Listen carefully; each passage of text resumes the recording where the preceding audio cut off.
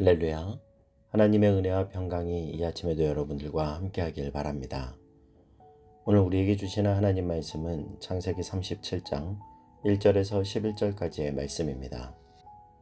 야곱이 가나안 땅 곧 그의 아버지가 거류하던 땅에 거주하였으니 야곱의 족보는 이러하니라. 요셉이 17세의 소년으로서 그의 형들과 함께 양을 질 때에 그의 아버지의 아내들 비라와 실바의 아들들과 더불어 함께 있었더니 그가 그들의 잘못을 아버지에게 말하더라. 요셉은 노년에 얻은 아들이므로 이스라엘이 여러 아들들보다 그를 더 사랑하므로 그를 위하여 채색옷을 지었더니 그의 형들이 아버지가 형들보다 그를 더 사랑함을 보고 그를 미워하여 그에게 편안하게 말할 수 없었더라. 요셉이 꿈을 꾸고 자기 형들에게 말하매 그들이 그를 더욱 미워하였더라. 요셉이 그들에게 이르되 청하건대 내가 꾼 꿈을 들으시오. 우리가 밭에서 곡식단을 묶더니 내 단은 일어서고 당신들의 단은 내 단을 둘러서서 절하더이다.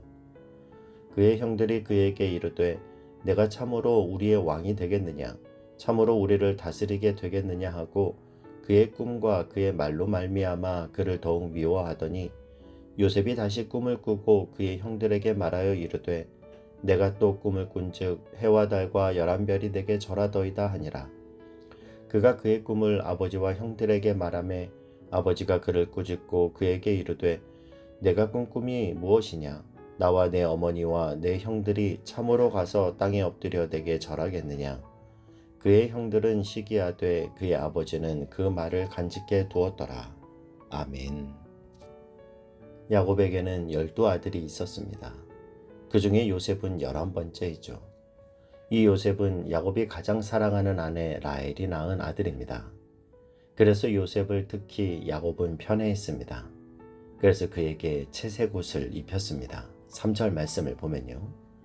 요셉은 노년에 얻은 아들이므로 이스라엘이 여러 아들들보다 그를 더 사랑하므로 그를 위하여 채색옷을 지었더니 이것이 아버지 야곱의 큰 실수였습니다. 요셉은 그것 때문에 형들에게 왕따당하고 미움받았고 그것 때문에 평생 말도 못할 고생을 했습니다. 아버지가 요셉에게 채색옷을 입혔기 때문에 다른 형제들에게 표적이 되었던 거고 채색옷은 야곱에게 큰 화가 되었습니다. 우리가 자녀를 양육할 때 가장 조심해야 할 것 중에 하나가 바로 편애이죠. 여러분들 자랄 때 부모님의 편애 때문에 마음 상한 분 계십니까? 옛날 어른들 때만 해도 남아선호 사상이 있어서 아들만 귀히 여기고 딸은 공부도 안 시켰던 시절이 있었습니다. 자녀를 키울 때 편애하는 것은 가장 어리석은 일이고 자녀를 망치는 일이 됩니다. 제가 아이들을 기를 때는 그리 넉넉하지 않을 때였는데요. 신학교에 들어갈 때 첫째 아이가 태어났고 사례비 65만 원 받을 때 둘째 아이가 태어났습니다. 그래도 저는 둘째 아이에게 큰아이 옷이나 신발은 원칙적으로는 물려주지 않으려고 했습니다. 3년 터울이기 때문에 큰아이가 입은 옷은 입을 수 있거든요. 그래도 큰아이 신발 사면 둘째 아이 신발 사줬고요. 큰아이 옷을 사면 둘째 아이 옷을 사줬습니다. 넉넉해서가 아니라 너도 귀한 아이다. 똑같이 귀한 아이다. 이걸 뭘로 표현했냐면 큰아이 운동화 사면 둘째 아이도 운동화 사고 큰아이 옷 사면 둘째 아이도 옷을 사주고 했습니다. 엄마 아빠가 큰아이와 둘째 아이를 똑같이 사랑하고 대우하는 건 교육적으로 매우 중요한 일입니다. 그런데 야곱이 요셉을 사랑한다고 채색옷을 입힌 거는 일생일대의 실수였습니다. 여러분, 사람이 제일 힘들어하는 게 뭐냐면 차별받는 겁니다. 왜 요셉은 채색옷 입고 나는 왜 이런 옷 입혀? 내가 차별받는다고 생각하는 게 가장 힘든 일이에요. 그런데 사람이 또 가장 좋아하는 게 뭔지 아십니까? 가장 싫어하는 게 차별이고요. 가장 좋아하는 게 또한 차별입니다. 우리가 정말 예수님 잘 믿으면 어떤 현상이 일어날까 생각해 보면 차별이 없어지겠구나 생각했습니다. 제자들이 오순절 성령의 충만함을 받지 않습니까? 한마디로 하면 예수를 더 잘 믿는 상태에 들어가게 된 거예요. 그리고 그들에게 뭐가 달라졌습니까? 욕심이 없어졌어요. 유무상통하게 된 겁니다. 오늘 얘기대로 하면 차별이 없어졌습니다. 가진 자와 가지지 않은 자 이런 것이 없어지고 다 하나가 되었습니다. 여러분, 이것이 바로 성령의 역사입니다. 그러니까 성령 받으면 여러 은사, 방언의 은사, 신유의 은사도 나타나는데 그 중에 최고의 은사는 사랑이라고 했습니다. 사랑이 뭡니까? 차별하지 않는 거예요. 우리가 잘 아는 찬송가 중에 예수 사랑하심은 거룩하신 말일세 우리들은 약하나 예수 권세 많도다 하는 찬송이 있습니다. 저는 이 찬송가 중에서 특히 저의 마음에 가장 은혜가 되는 가사는 바로 이겁니다. 내가 연약할수록 더욱 귀히 여기사 높은 보좌 위에서 낮은 나를 보시네. 여러분, 이것이 바로 복음입니다. 내가 연약할수록 더욱 어떻게 하세요? 깔보십니까? 업신 여기십니까? 아니요. 약하니까 넌 더 귀하구나. 더욱 귀히 여기사 높은 보좌 위에서 낮은 나를 보시네. 상한 갈대를 꺾지 않으시고 꺼져가는 등불도 함부로 끄지 않으시는 것이 예수님의 마음인데 우리가 더욱 예수 잘 믿어서 그런 예수님을 닮아 사람 깔보지 않고 차별하지 않고 남을 나와 똑같이 여기는 저와 여러분 될 수 있길 주님의 이름으로 축복합니다. 오래전에 TV를 보는데 미국의 어느 도시에서 블랙 앤 화이트라는 축제에 대해서 나온 적이 있었는데요. 흑인과 백인이 길거리에 나와서 백인은 얼굴에 까만 칠을 하고 나오고 흑인은 분칠하고 나오는 그런 축제였습니다. 그 유래가 어떻게 됐냐면 옛날에 노예제도가 있을 때 노예는 휴일이 1년에 딱 하루였다라고 하는데요. 1년 중 하루는 마음껏 놀리고 풀어줬는데 그때 축제를 하는데 정말 좋은 백인들은 얼굴에 까만 칠하고 같이 그 축제에 끼어들었다고 합니다. 그러니까 그 모습을 본 흑인들이 얼마나 감동이 됐겠습니까? 백인들이 어떤 사람인데 그런데 자신도 똑같다고 차별을 없앤다고 그랬다라는 거예요. 그런데 그 축제는 흑인들이 얼굴에 하얀 가루 뿌리고 자기도 백인들이라고 하는 축제였는데 여러분 생각해 보세요. 흑인이 얼굴에 하얀 칠하는 건 얼마나 마음 아픈 일입니까? 그런데 백인이 역설적으로 나도 너희와 똑같아 하고 얼굴에 까만 칠하는 건 얼마나 감동적입니까? 마틴 루터킹 목사님 기념관에 가면 두 사진이 나란히 있다고 합니다. 초등학교에서 데모하는 사진인데 한 학교에서는 흑인들 학교에 오지 말라고 흑인들과 함께 공부하기 싫다고 하는 데모 사진이고요. 다른 한 학교의 데모는요. 아이들이 이마에 짝대기 2개를 까맣게 그었어요. 이퀄 사인이죠. 흑인과 백인은 똑같다라는 걸 표시하고 한 데모 사진입니다. 얼마나 감동적입니까? 이퀄 사인.